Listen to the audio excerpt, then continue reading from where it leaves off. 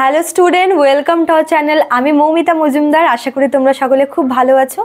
Student, আজকে আমি তোমাদের মেজর পলিটিক্যাল সেকেন্ড সেমিস্টারের মেজর পলিটিক্যাল সায়েন্স থেকে যে তোমাদের সেকেন্ড পোর্শনটা আছে ইউনিট 1-এর কনস্টিটিউয়েন্ট অ্যাসেম্বলি যে জিনিসটা আছে অর্থাৎ গণপরিষদ, সেই সম্পর্কে আলোচনা করব।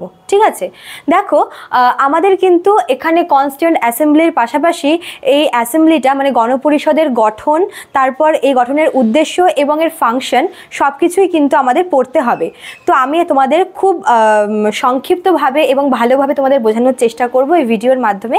আশা করি তোমাদের ভালো লাগবে। তার আগে বলে রাখি, তোমরা যারা আমাদের সেন্টারে যোগাযোগ করতে চাইছো তারা আমাদের এখানে দেওয়া দুটো নাম্বার আছে 6295916282 এবং 7076398606। এই দুটো নাম্বারে তোমরা যোগাযোগ করতে পারো।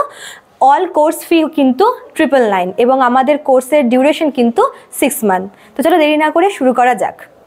দেখো, কনস্টিটিউয়েন্ট অ্যাসেম্বলি, প্রথমে আমাদের জানতে হবে যে কনস্টিটিউয়েন্ট অ্যাসেম্বলি বা গণপরিষদটা কি।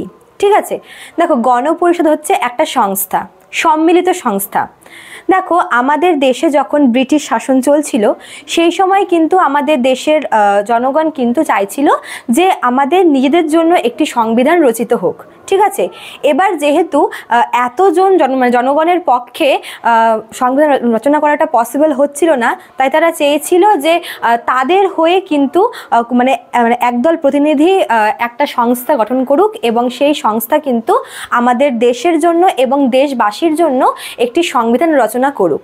তো 1935 সালে হচ্ছে স্বরাজ্য পার্টি কিন্তু প্রথম এই দাবিটা উত্থাপন করেছিল যে আমাদের দেশের জন্য এবং দেশের মানুষদের দ্বারাই রচিত একটি সংবিধান আনা হোক। ঠিক আছে, দেখো আমাদের কান্ট্রি যেহেতু একটি ডেমোক্রেটিক কান্ট্রি, তো ডেমোক্রেটিক কান্ট্রিতে কিন্তু এটা রুলস আছে যে দেশের যে আর কি অ্যাডমিনিস্ট্রেটিভ সেটা কিন্তু দেশের লোকদের দ্বারাই কিন্তু পরিচালিত হবে। ঠিক আছে, তো যখন আর কি আমাদের দেশে যখন আর ব্রিটিশ শাসন চলছিল সেই সময় কিন্তু আমাদের দেশের লোকরা দাবি করেছিল যে আমাদের যে সংবিধানটা সেটা দেশের মানুষদের দ্বারাই কিন্তু রচিত হওয়া দরকার। ঠিক আছে, তো সেই সময় 1946-এ তখন ব্রিটিশ সমকালীন যে ব্রিটিশ প্রধানমন্ত্রী ছিলেন অর্থাৎ ক্লিমেন্ট এটলি, তিনি কিন্তু 3 জন মেম্বার নিয়ে একটি টিম আমাদের ইন্ডিয়াতে পাঠিয়েছিল এই কনস্টিটিউয়েন্ট অ্যাসেম্বলিটা গঠন করার জন্য। ঠিক আছে, এবং সেই টিমে হচ্ছে যে 3 জন মেম্বার ছিল তারা হলেন আলেকজান্ডার এবং হচ্ছে স্ট্যাফোর্ড ক্রিপস এবং প্যাথিক লরেন্স। তো এই 3 জন লোকের টিম নিয়ে কিন্তু হচ্ছে আমাদের দেশে পাঠিয়েছিলেন ক্লিমেন্ট এটলি। ঠিক আছে, এবং এই যে টিমটা এর নাম ছিল হচ্ছে ক্যাবিনেট মিশন বা মন্ত্রী মিশন। তোমরা হয়তো অনেকেই নামটা শুনেছো। তো এই মন্ত্রী মিশন হচ্ছে আমাদের দেশের লোকদের জনগণের কিন্তু দাবিটাকে মেনে নিয়েছিল এবং 1946-এ এই যে গণপরিষদটা, এই সংস্থাটা এটা কিন্তু গঠিত হয়েছিল। ঠিক আছে, এবার তোমাদের আমি হচ্ছে এটা ছিল কনসেপ্টটা। এবার দেখো এখানকার কম্পোজিশনটা নিয়ে আমরা পড়বো যে গণপরিষদ যে গঠিত হবে তার নিশ্চয়ই কিছু গঠন পদ্ধতি থাকবে বা তার নিশ্চয়ই কিছু রুলস রেগুলেশন থাকবে। ঠিক আছে, তো প্রথমে হচ্ছে আমরা আলোচনা করব আসন সংখ্যা নিয়ে। দেখো গণপরিষদ যখন গঠিত হলো তো এখানে বলা হয়েছিল যে যেহেতু তখনও আমাদের দেশে ব্রিটিশ শাসন চলছিল, তো এটা বলা হয়েছিল যে ব্রিটিশ শাসিত এলাকাগুলি থেকে মোট 292 জন এবং যে দেশীয় রাজ্যগুলি আছে সেখান থেকে মোট 93 জন মেম্বারকে কিন্তু এই গণপরিষদের আর কি মেম্বার হিসেবে নির্বাচন করা হবে। আর কি বলা হয়েছিল যে এই যে মেম্বাররা, ঠিক আছে, এই মেম্বাররা কিন্তু যে প্রাদেশিক আইনসভার যে মেম্বার আছে তাদের দ্বারা কিন্তু নির্বাচিত হবেন। কীভাবে নির্বাচিত হবে? একক হস্তান্তরযোগ্য ভোটের ভিত্তিতে। ঠিক আছে, আর কি বলা হয়েছিল?